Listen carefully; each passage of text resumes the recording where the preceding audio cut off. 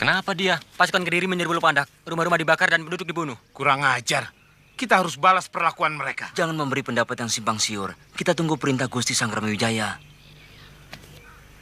Tapi hamba yakin, mereka tidak mungkin menemukan jalan tembus dari Lopandak ke Majapahit ini, Gusti. Apa mungkin ada orang Lopandak yang berkhianat melaporkan kegiatan mereka kepada Begunal Kediri yang di Jasin Wungkal? Tidak ada, Raden. Saya jamin. Hampir seluruh penduduk Lopandak binasa. Juga karena kesetiaan mereka kepada Gusti Wijaya.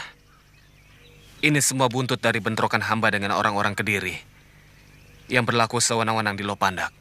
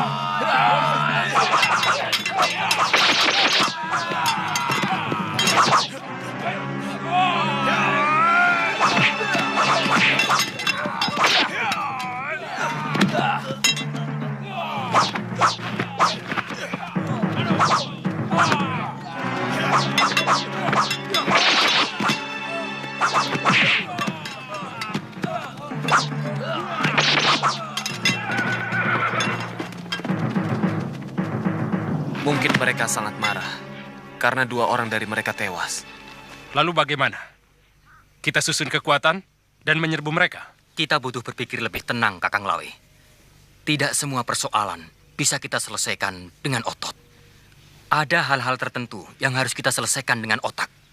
Lantas, apa kita diamkan perbuatan mereka seenaknya?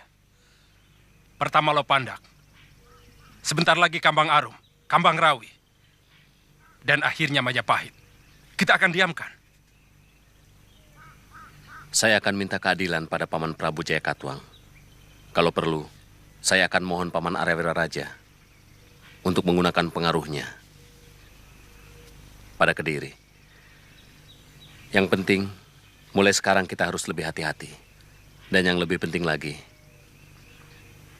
kita harus bisa menyembunyikan gegaman-gegaman kita kalau sewaktu-waktu ada Priagung dari Kediri yang datang kemari. Menurut hamba, yang juga sangat penting, menjaga rapat tempat pembangunan Kedaton Majapahit. Saya ingin tahu kemajuan yang sudah dicapai oleh Wijaya di Tanah Tarik. Siapkan keperluan berburu, sekalian dengan kemah. Saya ingin tahu bagaimana dia meladeni saya berburu. Kalau Ayahanda Prabu ingin melihat kenyataannya, jangan ada pemberitahuan ke sana, supaya mereka tidak sempat menyembunyikan kekuatan yang sedang mereka persiapkan. Kenapa kamu begitu dendam kepada Wijaya Ardaraja? Karena dia adalah duri keturunan Ken Arok dalam daging Trah Tunggul Ametung.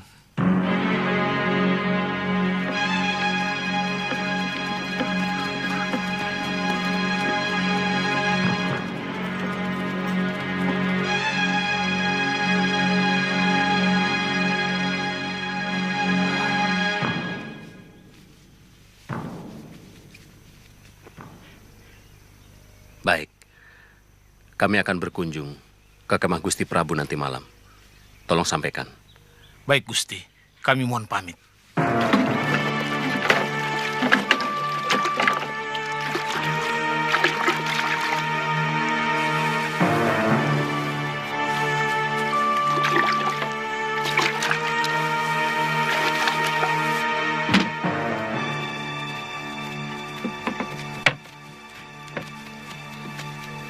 Tidak salah Wijaya memilih tempat ini.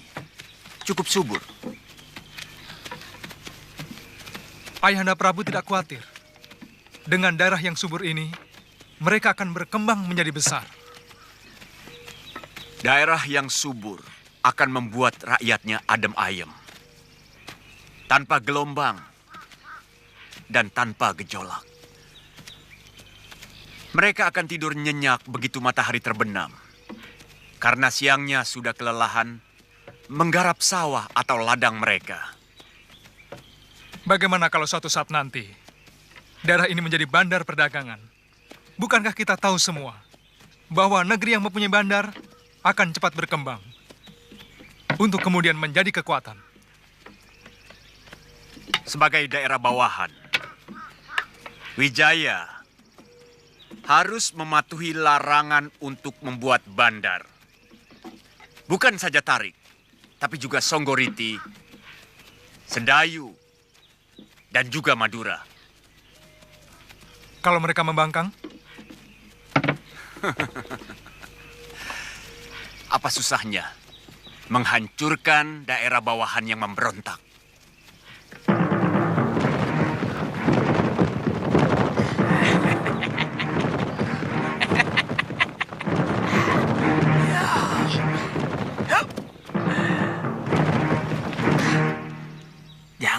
Jangan. Kita damai saja ya. Ayo.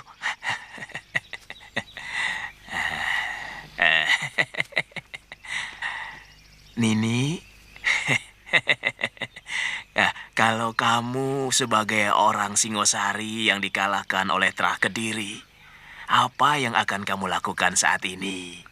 Ya, seperti sekarang ini, kita jauhi orang Kediri. Betul. Nah, kalau kamu dengar ada sanak sang Prabu Kertanegara mendapat tanah perdikan dan membangun dukuh atau perkubuhan atau apapun namanya, apa yang kamu pikirkan? Siapa? Kamu cuma memikirkan dirimu sendiri, tidak pernah tahu tentang bangsa dan negerimu.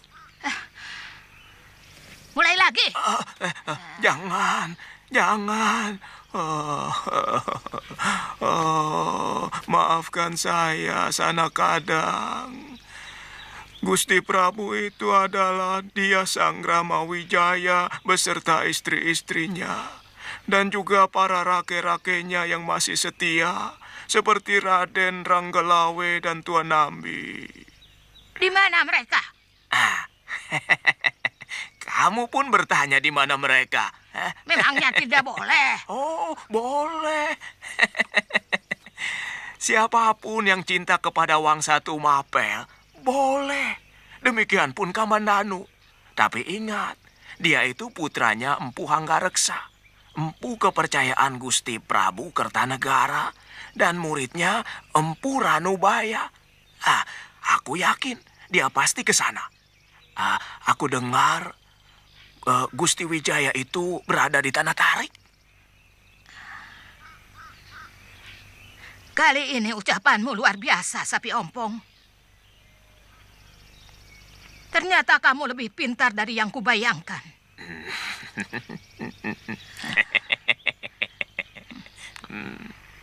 Begini, Rowang. Kamu jaga Nini Mesin dan Panji. Biar aku yang ke sana. Omonganmu masuk akal. Loh, jadi kita berpisah lagi.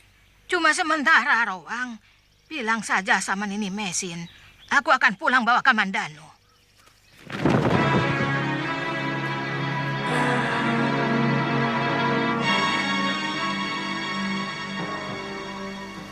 Kami mengaturkan sembah Gusti Prabu. Wijaya, saya menagih tawaranmu. Ingin menjajal menjangan atau kerbau liar di alas tarik ini.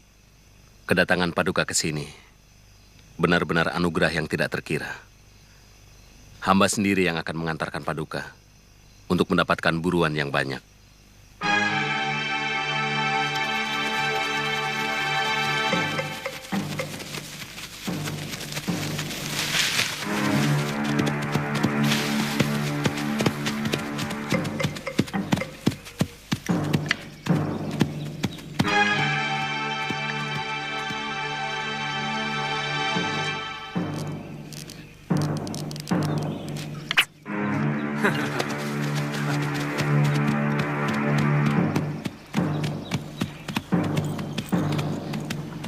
Saya curiga hutan di seberang sana, Paman Patih.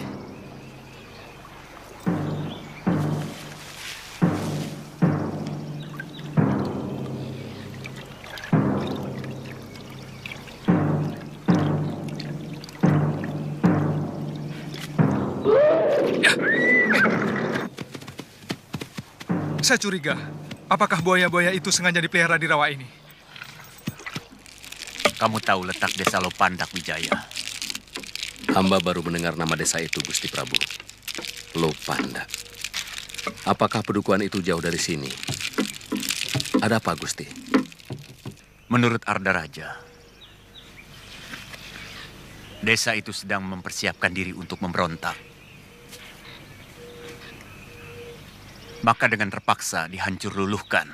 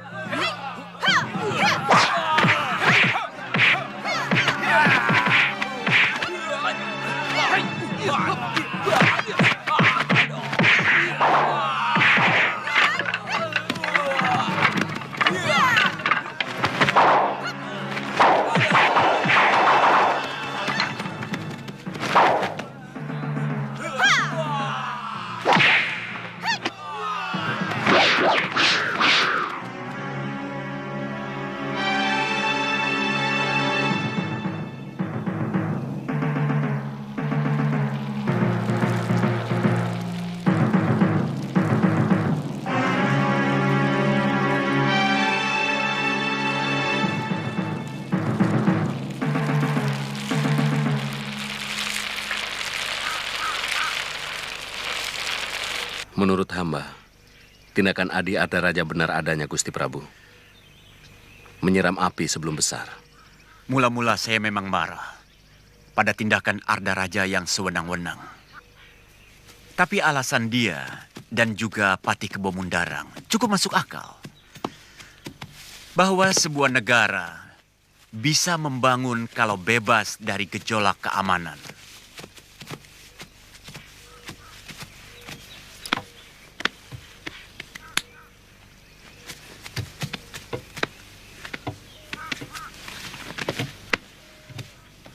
Dari mana kalian? Kenapa tadi tidak ikut berburu? Ternyata Wijaya tidak bohong bahwa hutan tarik sangat kaya dengan binatang buruan. Kami berburu binatang yang lain, Ayahanda Prabu. Binatang apa, Ardaraja? Apa kamu berburu macan? Kami berburu binatang pelarian dari Lopandak yang saya duga masuk ke daerah sini. Apa maksud Adi? Mencurigai kami melindungi orang-orang pelarian dari Lopandak. Terbalik, Wijaya. Saya mencurigai sebagian orang-orang Lopandak adalah anak buahmu. Maaf, Gusti Prabu. Tuduhan ini harus diluruskan, karena ini menyangkut sumpah prastia hamba pada Paduka. Silahkan hancurkan pedukuhan kami. Kalau memang Adi menemukan bukti bahwa kami terlibat atau ada hubungannya dengan orang-orang Lopandak.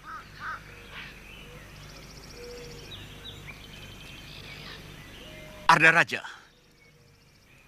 kamu sudah membunuh suasana perburuan yang gembira ini. Sebagai seorang pangeran Pati, mestinya kamu bisa menjaga mulutmu.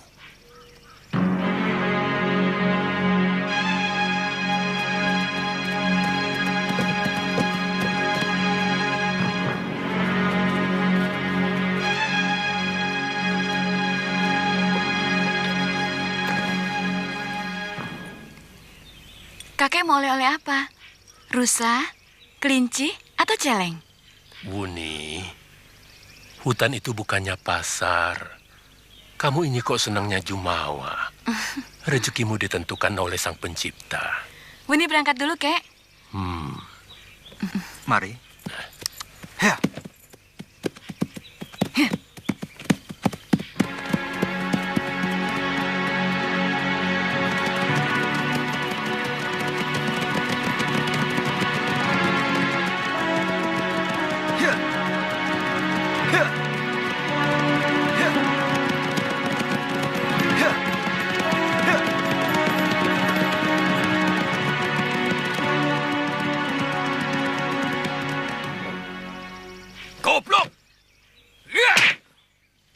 Kenapa tidak kamu tangkap? Mana mungkin kami mampu, Kakang. Dewi Sambi dan Gusti Empu Tong Bajil sendiri keteter melawan dia, Kakang. Benar juga.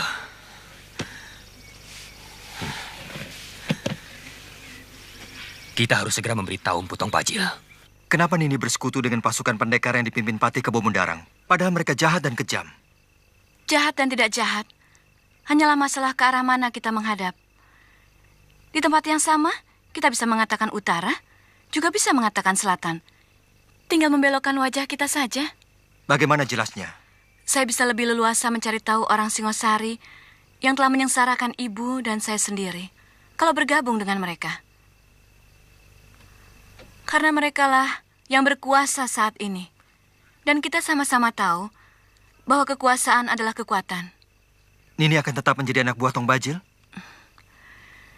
Terus terang, saya muak dengan orang tua biadab itu, juga Dewi Sambi. Karena mereka bajingan-bajingan yang diberi kekuasaan oleh Gusti Patih Kebo Mundarang.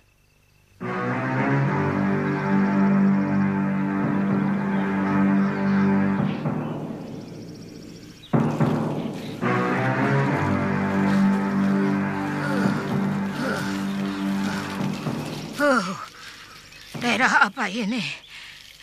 Dinginnya membukukan tulang sumsumku. Sontoloyo. Jangan-jangan aku berada di alas Tengger. Mestinya aku mengambil arah utara.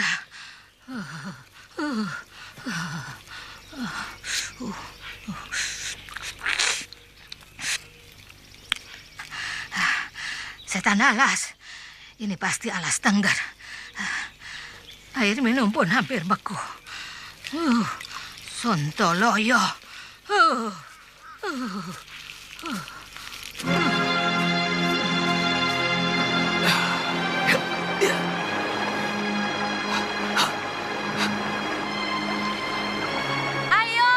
Kakang Kamandanu, mandi, ayo.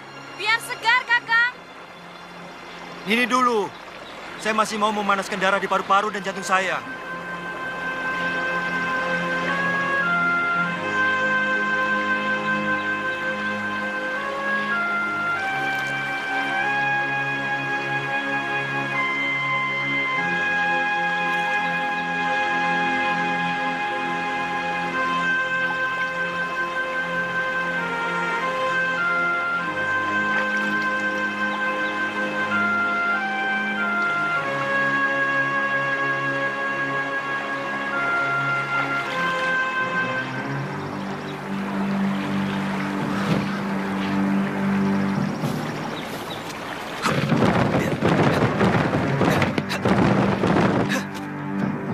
Nini Raga Runting, Nini ada di sini.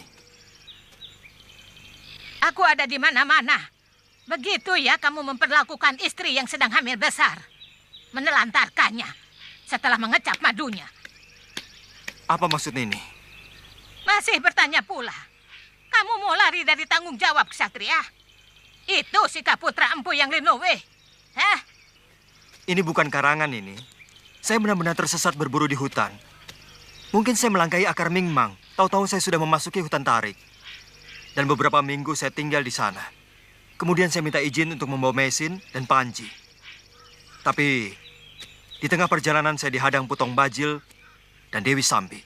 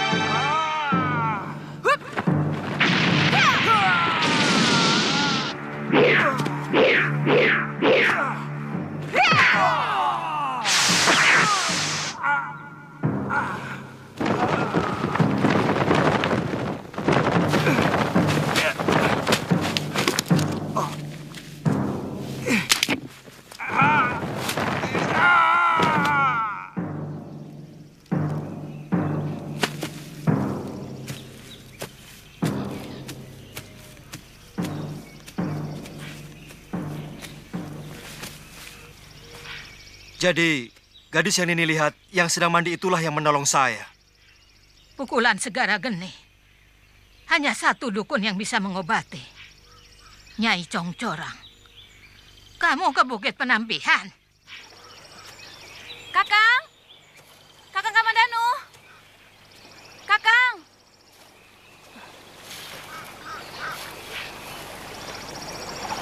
Kemana itu orang?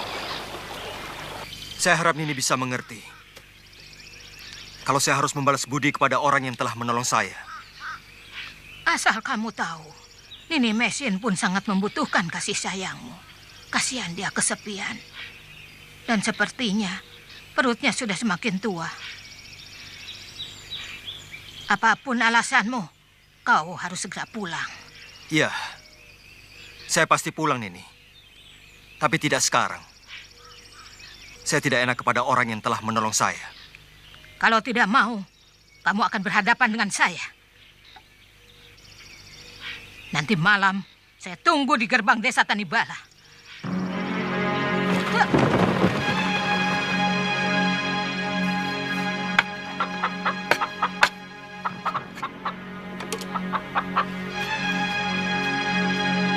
Mana Kamandanu? Ada. Kamu tidak masak untuk sarapan, Wuni? Malas. Ada apa? Kalau ada persoalan, Mbok dirembuk. Kalau ada masalah, pecahkan bersama. Kamu bertengkar dengan Kamandanu. Dia tiba-tiba tidak mau diajak bercanda. Dia sengaja mau menjauhi saya. Entahlah, salah saya apa?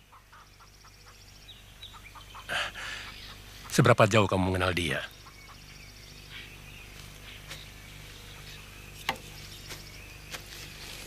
Sebelum dia saya tolong, sudah beberapa kali kami bertemu. Yang menghancurkan ibu. Jangan pukul rata begitu. Apa pernah dia menyatakan cinta padamu?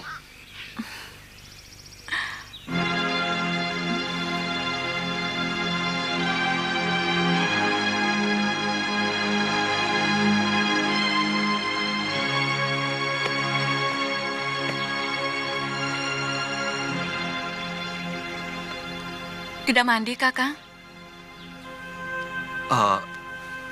Iya, belum. Nanti, Wuni. Badan saya masih kurang enak.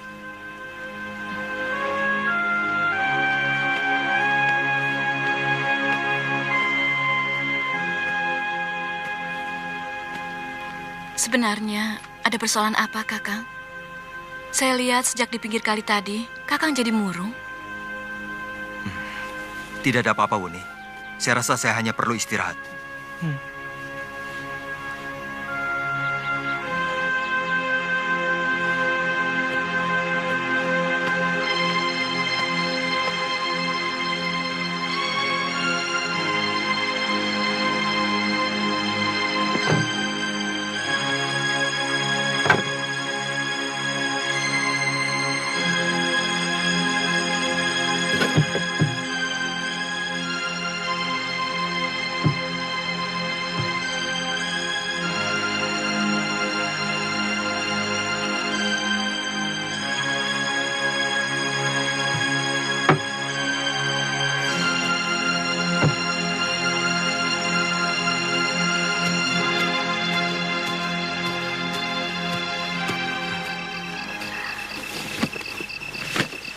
Siap berangkat, Kamandanu? Nini, sebagai orang yang lebih tua dari saya ingin minta pendapatmu. Sudah, jangan banyak alasan, Kamandanu. Saya sudah hafal watak lelaki. Nini, saya tidak bohong. Saya merasa berat meninggalkan orang-orang yang dengan tulus telah menyelamatkan jiwa saya. Saya ingin menjelaskan kepada Sakawuni bahwa sebenarnya saya sudah punya istri, tapi tunggu waktu yang paling tepat. Tidak usah menunggu waktu, Kamandanu. Makin cepat kebusukanmu terbuka, makin bagus. Rupanya, kamu pun juga seekor serigala. Wuni, tunggu. Saya harus menjelaskan. Segalanya sudah jelas, Kamandanu. Aku sudah mendengar semua omonganmu. Kamu sengaja menutup-nutupi. bahwa kamu sudah punya istri, supaya dengan gampang kamu bisa menodai aku, iya kan? Maaf, saya tidak serendah itu. Jangan mendekat, dan jangan sentuh aku. Bahkan bayanganku pun tak sudi kamu sentuh. Dengar dulu, selama ini saya menunggu waktu yang tepat untuk bicara, tapi belum pernah ada.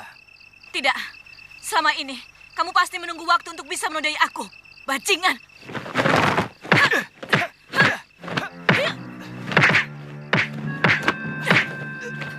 Anak itu pasti murid juga Brahma.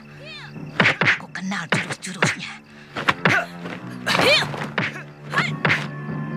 Ayo, balas aku pengecut. Kamu pikir aku tidak tega membunuhmu?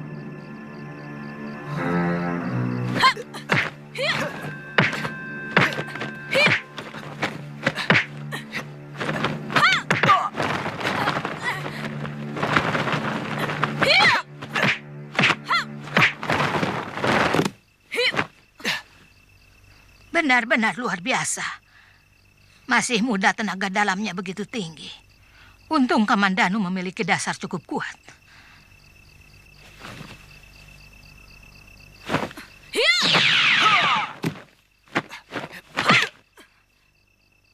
Uni, apa-apaan kamu?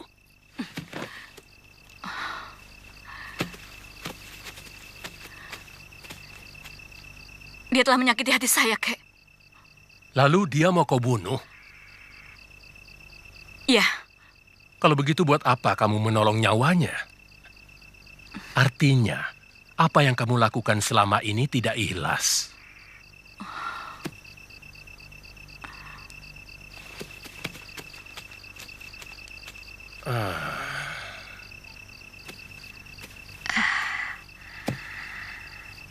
Kau masih kenal aku, Sugata Brahma? Wajahmu terus terang aku lupa. Tapi melihat tingkahmu, kamu pasti Nini Raga Runting. Cucumu sungguh hebat, Sugata. Masih muda. Jurus lengan seribunya begitu sempurna. Cucumu naksir sama dia. Hati-hati, dia sudah punya istri yang hampir melahirkan.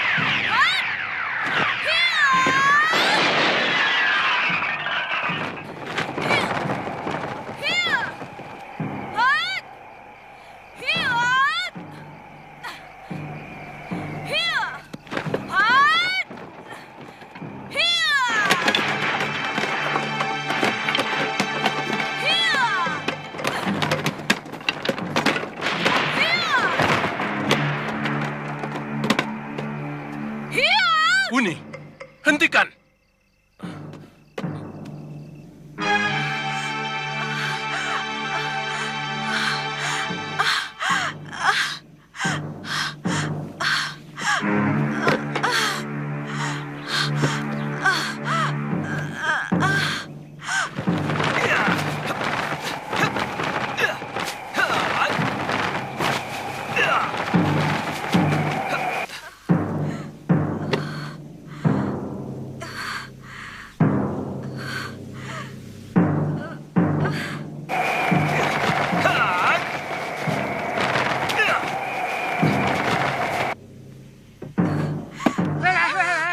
Sudah terasa mulus, Mesin. Sepertinya sudah dekat, Nyai. Wah, sudah di bawah ini.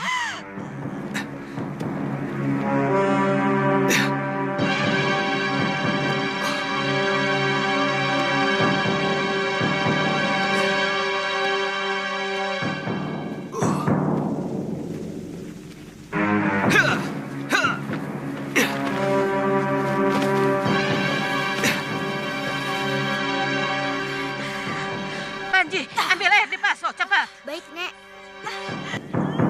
Ayo, nih, tahan. nafasmu. Tahan. Ya, hembuskan. Ya, tarik nafas. Tahan. Ayo, hembuskan. Iya. Iya. Terus.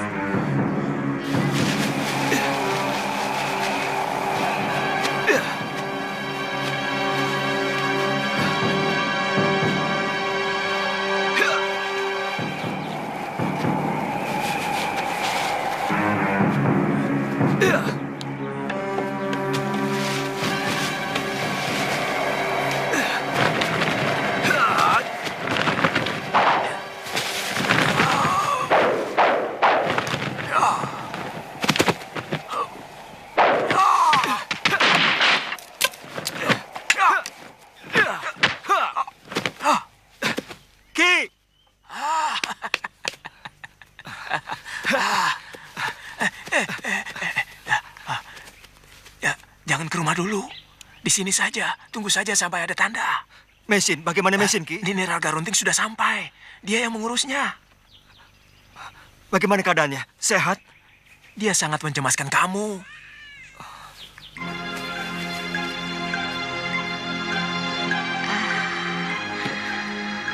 Kau bayi yang cantik.